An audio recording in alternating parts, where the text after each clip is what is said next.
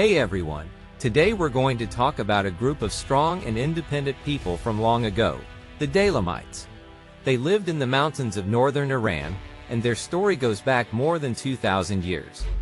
A Greek historian named Polybius talked about them way back in the 2nd century BC, though he mistakenly called them Elamites.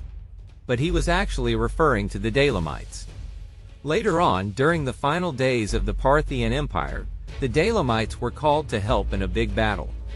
The last Parthian king, Artabanus V, gathered troops from places like Ray, Damavand, and Daylem to fight against a new rising empire called the Sasanian Empire.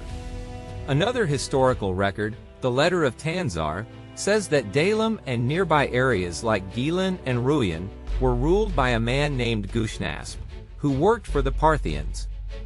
But when the Sassanians took control, their first king, Ardashir I, took over Gushnasp's lands. Gushnasp's family kept ruling their lands until around the year 520. That's when a Sasanian king named Kavad I gave the lands to his son Prowess.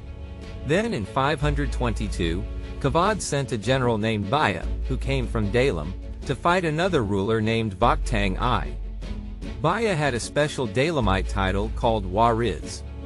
Another famous Daylamite with the same title, Kurazad, led soldiers to Yemen in 570 and helped bring Islam there. A historian from the Byzantine Empire, named Procopius, wrote about the Daylamites too.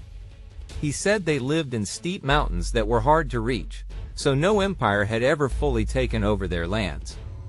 But when Persia needed help in wars, the Daylamites were ready to fight. They didn't ride horses, they fought on foot. Each one carried a sword, a shield, and 3 javelins. They also used battle axes, slings, daggers, and sharp 2-pronged spears, called zechupin. Over time, their reputation as brave fighters kept growing. They were involved in the siege of a city called Archaeopolis in the year 552. They supported a general named Bahram Chobin when he rebelled against King Khosrau II. Even though Bahram lost, Khosrau still trusted the Daylamites so much that he added 4,000 of them to his personal guard. They also helped in battles in Yemen and fought against the army of the Byzantine Emperor Justin II. Later, when the Sasanian army was defeated by Arab forces at the Battle of Al-Qadisiyah, many Daylamite soldiers switched sides and joined the Arabs. Some even converted to Islam. But when the Arabs tried to take over Daylamite lands, the Daylamites didn't give up. They kept defending their homeland for hundreds of years. The Arabs had to build strong fortresses like the city of Qazvin just to stop Daylamite raids.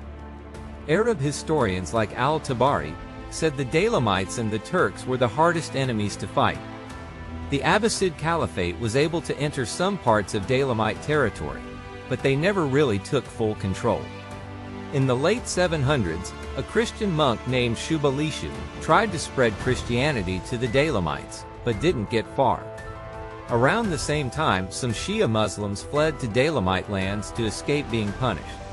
Some of them were from the Alid family, and they started teaching Islam to the Daylamites. Slowly, more and more Daylamites became Shia Muslims. Still, they kept their old Iranian traditions and pride. Local rulers like the Buyids and Ziyarids continued to celebrate old Persian festivals and showed their non-Arab roots. By the 800s, Daylamite warriors became more important in the armies across Iran. The Abbasid rulers started hiring them as soldiers, even though there weren't as many Daylamites as there were Turks or Egyptians. One Daylamite named Ali ibn Washidan even became the chief of police in the city of Isfahan during the rule of Caliph al-Muqtadir. For many years, it was normal for the caliph's guards to include both Daylamites and Turks.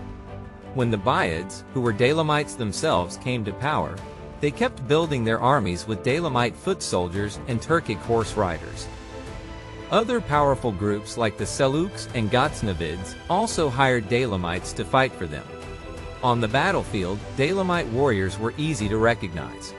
They carried colorful painted shields and 2-pronged spears called zechupin. Their battle style was strong and smart. They would march forward with a wall of shields and use their axes and spears from behind it. and their way of life was really interesting. Many of them followed ancient Iranian religions that believed in many gods, kind of like the Greek myths with powerful beings and amazing stories that explain nature and life. These gods each had their own role, like controlling storms or protecting warriors. Some Daylamites also followed Zoroastrianism, which was one of the oldest and most important religions in Iran. It focused on the fight between good and evil and encouraged people to choose truth and kindness. A few Daylamites were even Christians, from a group called the Nestorians. They believed in the teachings of Jesus and had their own special traditions and churches. A smart scholar named al-Biruni said that the Daylamites looked up to a hero named Afridun, who was like a legendary warrior and wise teacher. People told stories about Afridun's strength, bravery, and fairness. Even in the late 700s, Christian church leaders were still traveling to visit Daylamite mountain areas. They helped keep churches open there for a very long time, even when Christianity was not common in other places nearby. What's also cool is that Daylamite leaders didn't use the usual Persian names. Instead, they used names from their own local language, which made them stand out.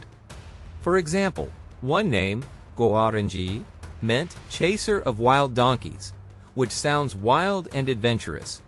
Another name, Sher Zil, meant lion's heart, showing courage and strength. A traveler named Istakri said the Daylamites spoke their own unique language up in the high mountains. It was very different from the other languages around them, which shows how special and separate their culture really was. Their way of fighting was also special and made them feared by others. The Daylamite men were super tough and brave. They could go for long periods without food or sleep and still be ready to fight. When they went into battle, they carried tall gray shields and stood close together to make a strong shield wall, kind of like a moving wall of armor. Then they would throw sharp javelins or swing heavy axes at their enemies. Some even set their javelins on fire using a dangerous chemical called naphtha. That must have been a very scary thing to see on the battlefield. Because they didn't have many horses, they worked with Turkic horsemen who were excellent at riding and fighting on horseback. This team-up helped both groups win more battles. The Daylamites also had deep emotions when someone died. They mourned loudly and deeply, sometimes even for themselves when they felt great sadness or loss. Around the year 963, a Daylamite leader named Moise al-Dawla, who lived in the big city of Baghdad, helped make this kind of mourning more common in public. This later became part of an important religious tradition that many people still follow today. But the Daylamites weren't just strong warriors. They were also hard-working people in their everyday lives. They worked in the fields and grew rice, which was an important food. They raised animals like goats and sheep for milk, meat, and wool. They caught fish from the clear mountain streams and even made beautiful silk cloth that people admired. A traveler named al-Mughadasi said the Daylamites were good-looking people with beards and fluffy hair. Another writer mentioned that the women were just as hard-working and strong as the men. Daylamite women helped farm, took care of animals, and did many important daily tasks. Usually, people got married within their own community, which helped them keep their special culture and traditions going strong for generations. They passed down their language, stories, and way of life. All of these things, from their prayers and battles to their work, families, and traditions, helped the Daylamites stay united and strong, no matter what challenges came their way. They were a proud and independent people who held on to what made them unique.